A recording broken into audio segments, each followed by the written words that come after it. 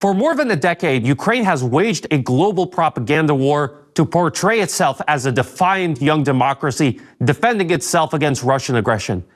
But over the past couple weeks, this myth has begun to collapse. President Donald Trump, Elon Musk, and other prominent political figures have publicly called out Zelensky as a dictator that cancels elections and silences political dissent. But Ukraine's problem goes much deeper than Zelensky.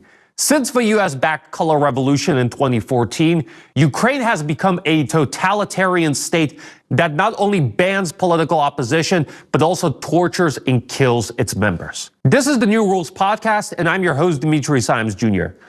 Today, we're going to be exposing secret Ukrainian torture prisons where dissidents are beaten, waterboarded, electrocuted, raped, and oftentimes murdered. These prisons are run by Ukraine's infamous secret police, the SBU. For this special investigation, we spoke to survivors and witnesses of these Ukrainian secret prisons. So all the information you'll get in this video comes from firsthand knowledge and personal experience. Before diving into this investigation, we have one small request. Please help us share this video as widely as possible. No one in the mainstream media will touch the topic of Ukrainian secret prisons. So we need your help to raise awareness about these heinous crimes. Our first speaker is Mehdi Feofanovich, an engineer from Kharkov. Before 2014, Mehdi wasn't a particularly political person. However, like many residents of southeastern Ukraine, he was shocked by the Maidan color revolution and subsequent anti-Russian violence. He told us that the last straw for him was the Odessa trade union massacre, when pro-Russia protesters were burned alive by a gang of neo-Nazi thugs. By the way, one of these thugs, Alexei Goncharenko, is now a famous Ukrainian lawmaker. He's constantly quoted by Western media outlets, for example. Shortly after the Odessa trade union fire, Mehdi joined the Russian underground resistance in Kharkov. Many local men wanted to go to the Donbass to help the rebel militias there fight against the Ukrainian regime.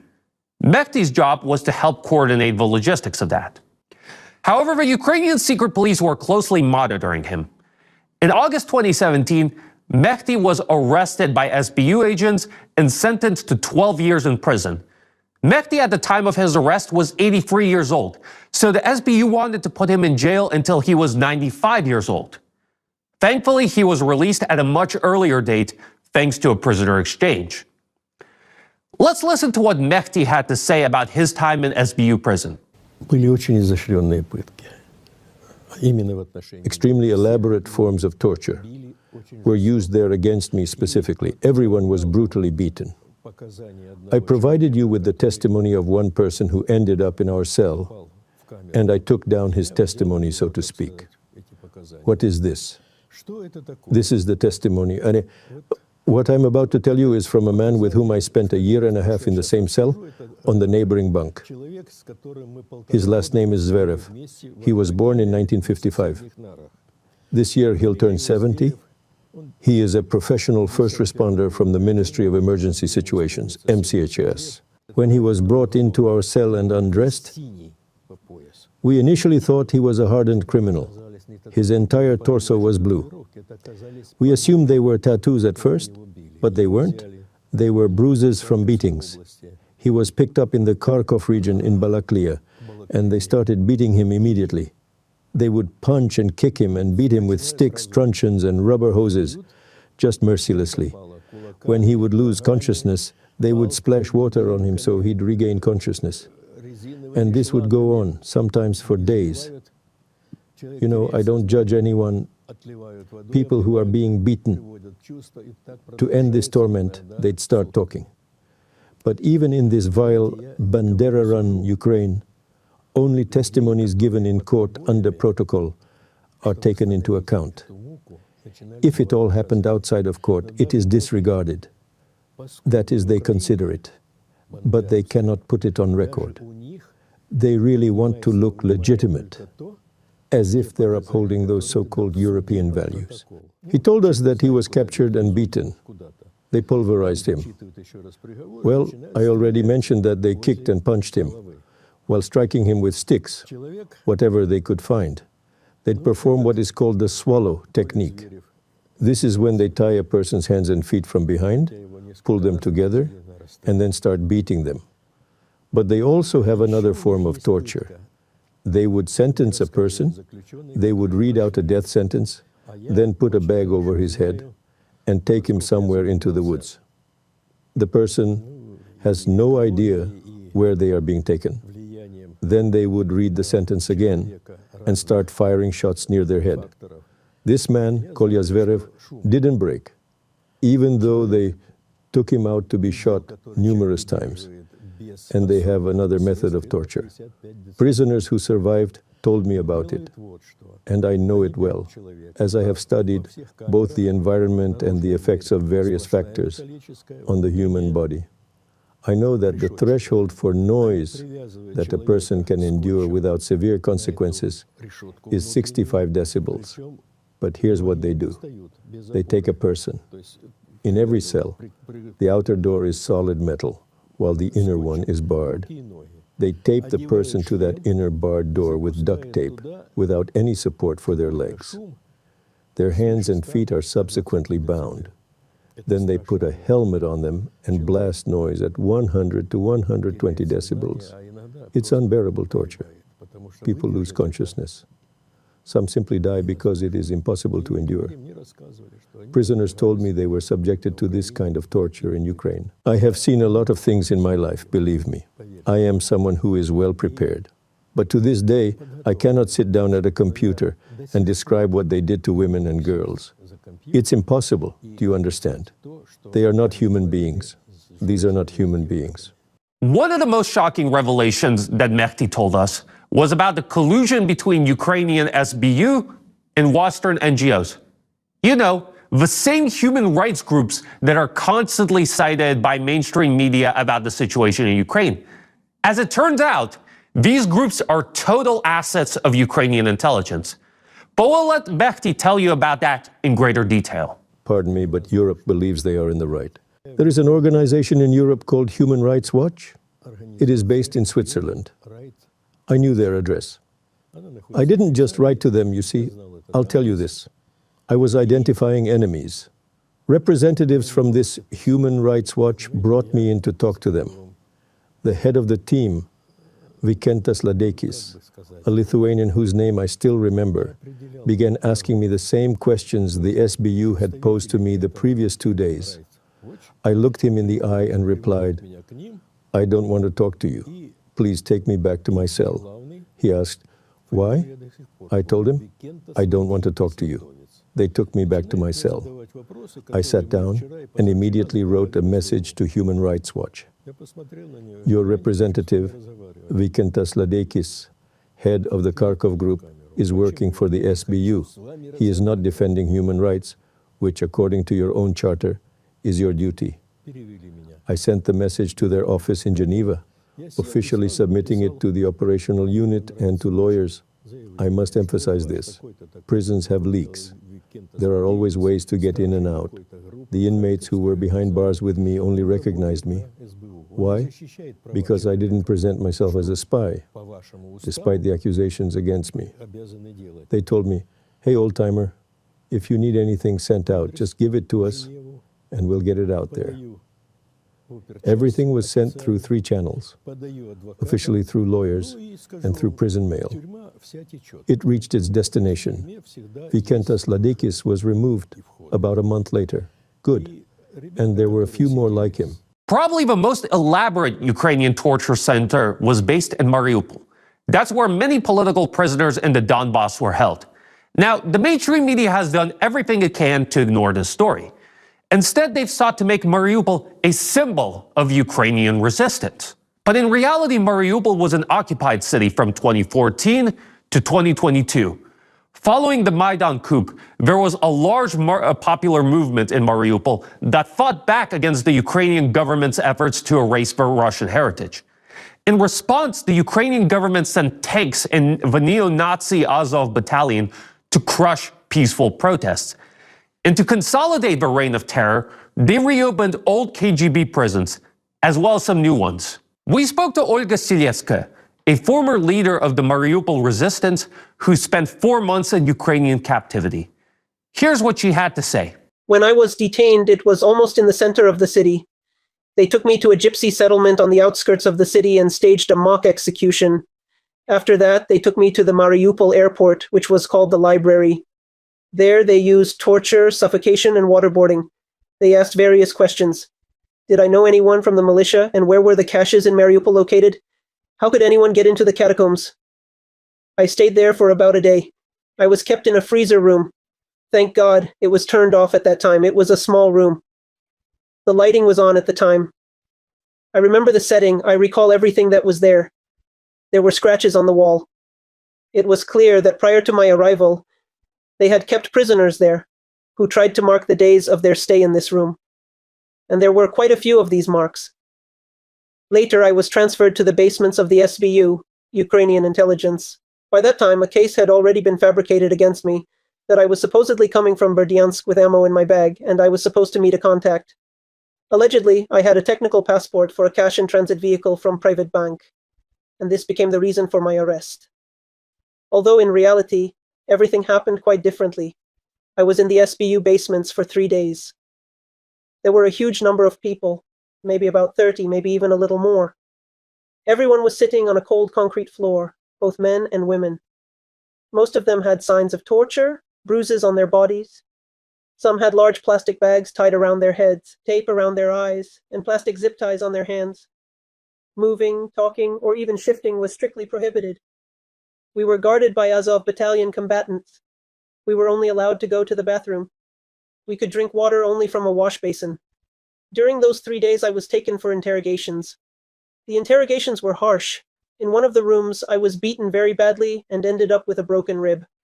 It's very painful. It's terrifying to remember everything that happened there. Most of the people who were taken to be interrogated never returned. We can only guess what happened to them if such physical violence was used against them.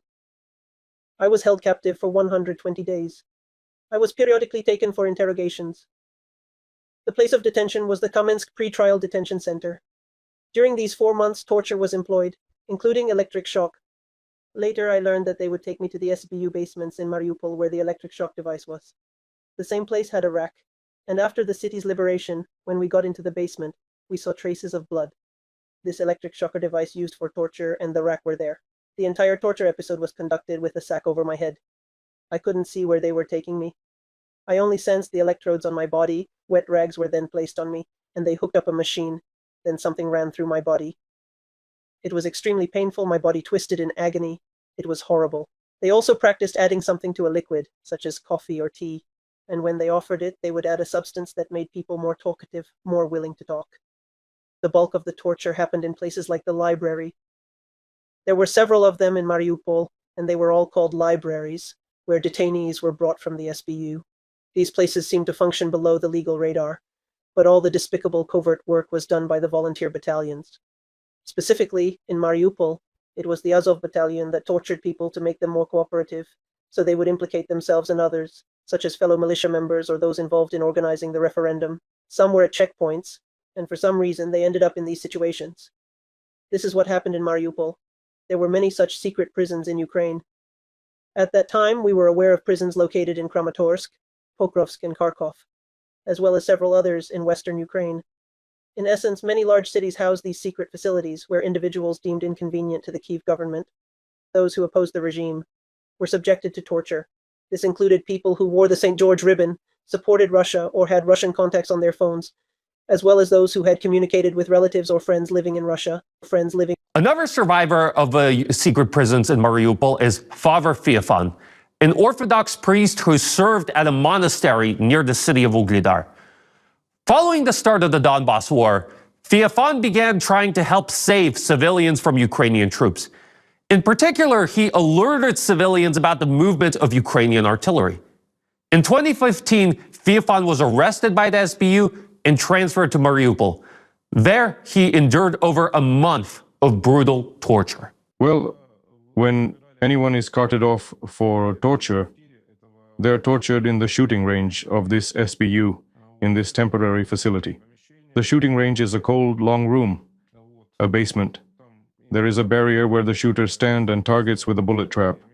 The space between this barrier and the targets had benches set up like low ones in a gym. They usually seated people there to beat them up and torture them, and so on. Well, they first forced me into a chair and tried to break me psychologically, asking me, "Did you do drugs?" I said, "No." Then one of them told someone, "Bring the black stuff, we're going to inject him." They were watching my reaction, and I thought, well, fine, and now what? Should I descend into panic? Whatever happens, happens. They saw it wasn't working. Well, then my hands were cuffed behind my back with prison cuffs. After that, they moved me to a bench and started hitting me randomly while asking various questions like, "When did you meet the separatists? When did you start helping them?" And all sorts of similar questions. During this ordeal, they assaulted me with electric shockers and struck me everywhere possible with a bat. One time they struck my spine very hard. I had back pain for a long time afterward. It turned out that this wasn't enough for them. They applied water torture. They laid me down on the floor, covered my face with a cloth, and cuffed my hands behind my back. Then they began to pour water on me. During this torture episode, they also placed a low bench, like in a gym, over me. A rather hefty fighter sat on it and pressed down on my legs so I couldn't move at all. That's how I gradually started to drown. Because during this type of torture, water goes into the lungs while air goes into the esophagus. It's a very terrifying sensation. Afterwards, I struggled for a long time to expel the water from my lungs. It was very difficult and extremely painful. I spent a total of 37 days in captivity. And could you please show me the instruments of torture, if it's not too hard or too dramatic? It's not hard. Here's a drill bit, 39 centimeters long, 4 millimeters thick. This is the drill bit used to break people's fingers and beat them on the inside of the knee. My cellmate Andrei Sokolov took this drill bit. He hid it in the ventilation. He was there by himself. Andrei ended up there arbitrarily and saw people being beaten with this drill bit. Here it's thinner, but here it widens and is inserted into the drill. That's why they beat people with this side. It's solid like a rock. You can imagine how much pain this inflicted on people during those beatings with this drill. And when Andrei saw all this, he lived in the shooting gallery. He witnessed all these episodes of torture. And one day he just hid it in the ventilation, and I found it when I was able to go there in 2022. In the summer of 2022, I came with journalists to that SBU department where I had been held before. I brought it back because, well, it's an artifact of history now. Then, from a different place, from the airport, from the so-called library, I found a jump rope that was used to beat people. It was indeed in the library, in that very room, in the freezer, and that's where I found it. And, well, who knows, maybe someone got whipped with a jump rope when they were a kid. It's very painful. But when it's done over and over again, and for a long time, it's truly horrific. And here are the handcuffs, possibly the very ones that were used to torture me and other people. You can't escape from them. With regular handcuffs, you can sometimes twist your way out. But here, you see, the two cuffs don't allow for any escape. Moreover, when they are tightened behind your back and someone is laid on the floor, they tighten up even worse. This causes even more terrible, unbearable pain. I also took some surveillance cameras from the armory, from the room where we were held. They were there. Here they are, these cameras. They have seen a lot. These surveillance cameras witnessed how someone was killed there because in that armory there was a large dried bloodstain on the floor. When we were brought there in 2015, they gathered all of us separatists, as they called us. By 2014, many people had already been through there by that time. The Ukrainians operated with a combination of cruelty and arbitrariness. We spoke to Alexander Machushin, a former Donbass militiaman and war correspondent that is closely familiar with the prisoner exchange process. He told us that often Ukrainian troops took civilians, not fighters, as prisoners. Both civilian and military prisoners were, of course, tortured in barbaric fashion. Here's what he told us about that. We also managed to get people out again, thanks to some behind-the-scenes agreements, swaps for Ukrainian prisoners of war. By August-September, we had quite a lot of them due to the encirclement of Ilovaisk. That's how we managed to get one girl released. You see, this girl had been gang-raped. When the men were no longer able to rape her, and for natural reasons, they resorted to using objects instead, namely pistols, rifles, anything that they could find. Why was this done? Logically, it makes no sense. Anything she knew, she had already told them. Well, that's because they had beaten her, tortured her, subjected her to unimaginable suffering. This incomprehensible, brutal cruelty permeated nearly all Ukrainian prisons, beginning with the Lukyanivska pretrial detention center. on the very first day after the announcement of the referendum. At some point, their efforts to hunt down people waned. Before the special military operation, during the Minsk agreements period, they were mainly just grabbing people off the streets in order to swap them. While the prisoner swaps were occurring, the Ukrainians frequently traded not only military personnel but also ordinary civilians whom they pulled off the street, slapped separatism charges on, and put up for exchange. Initially, the Ukrainians revived this practice. Later, the SBU Ukrainian intelligence got directly involved, so Ukraine's state security agents and Ukrainian law enforcement joined in as well. While I cannot confirm the current state of affairs, I have heard of alarming several cases. People told me that in Ukraine, many are often presented with a stark choice: either voluntarily enlist with the Ukrainian armed forces or face being labeled an enemy of the state, resulting in imprisonment on charges of treason or similar offenses. And if a person isn't politically active in any way, no one will advocate for their exchange. Also, the existence of torture prisons in Ukraine has enabled the seizure of businesses. Individuals are often labeled as enemies of the state. Their businesses seized and resold, and they end up imprisoned. And since these individuals were not activists or one of ours, they are left to languish in prison, forgotten. It's entirely possible that they could have cared less about Ukraine or Russia. They were simply going about their lives. However, no one will ever advocate for their release, and their relatives won't even be able to contact our authorities. Everything is blocked, so no one can write anywhere. Therefore, a person just vanishes behind bars. But right now in Ukraine, many prisoners, except those convicted of treason, have the option to get out of jail by agreeing to go to the front. Those who find themselves in the torture chambers of Ukrainian nationalists endure a living hell, marked by relentless suffering and torment. And the closer anyone gets to the front line, the more of these torture sites you'll find. In every liberated settlement, there is invariably a torture chamber where people suffered abuse. Before retreating, the perpetrators executed their prisoners to cover their tracks. Take any recently liberated city, for example, Selidov or Skukharkove. I am confident that our fighters will conduct a thorough sweep, complete the demining process, and inspect every building. They will likely uncover a basement where people were tortured and executed before the enemy withdrew. So the Ukrainians would enter a community and would start picking out their informants and intermediaries, people who would drop the dime on others, stating things like, this person wore a St. George ribbon on May 9th.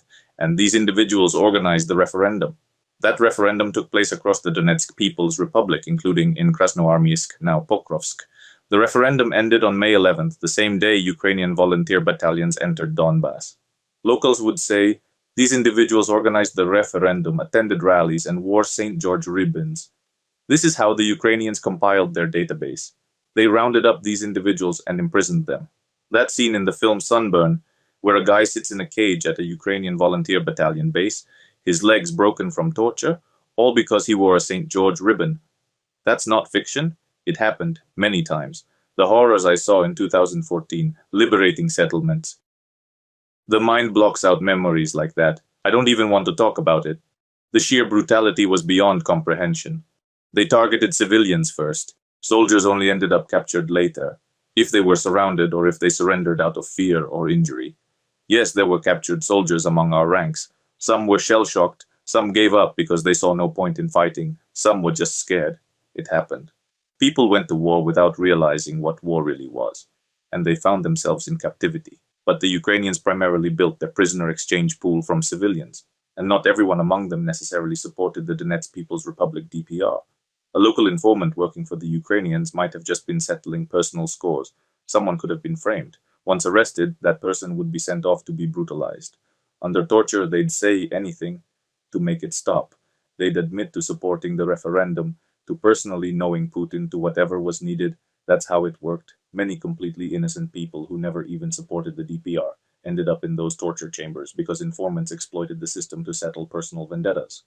This problem became much worse after the start of the Russia-Ukraine conflict in 2022. Ukrainian troops adopted a systematic policy of war crimes against Russian POWs. Many of you may have seen videos where Ukrainian troops execute Russian prisoners on camera. But there was also a lot of torture behind the scenes. Olga worked with Russian POWs firsthand, and here's what she had to say. They became more sophisticated. Not only before the SMO special military operation were they able to burn symbols of the USSR, like the star, on people's bodies, but they also resorted to sexual violence. Later, after the onset of the SMO, I encountered many cases where young Russian boys were castrated. They returned these boys castrated, even according to the testimonies of our guys who participated in the SMO. They talked about prisons where they were sent. They called them concentration camps. In Western Ukraine, individuals who were captured, whether by the Ukrainian armed forces or volunteer battalions, at first experienced a period without physical violence, torture, or mistreatment. However, they are eventually transferred to these concentration camps, which are located in central or western Ukraine. The treatment of the detainees in these facilities is downright horrible. They endure poor conditions and abuse. The testimonies that we presented today are just the tip of the iceberg. There is enough evidence of Ukrainian war crimes and political repression to fill several thick volumes numbering hundreds of pages each. The Russian people of Ukraine have been through hell for more than 10 years. That's why Putin sent troops into Ukraine back in February 2022. It wasn't about imperial ambitions. It was about stopping a crazed totalitarian state from murdering and torturing its own people. This is why opposing Ukraine is a moral imperative. A regime that rapes and castrates its political opponents shouldn't be receiving hundreds of billions of dollars. And it most certainly shouldn't be receiving high-tech weapons. This is why raising awareness about the true nature of the Ukrainian regime is so important. If you found this video informative, please like and repost it. This will go a long way in helping us to expose the truth about what's really happening in Ukraine. Thank you all for tuning in. Till next time.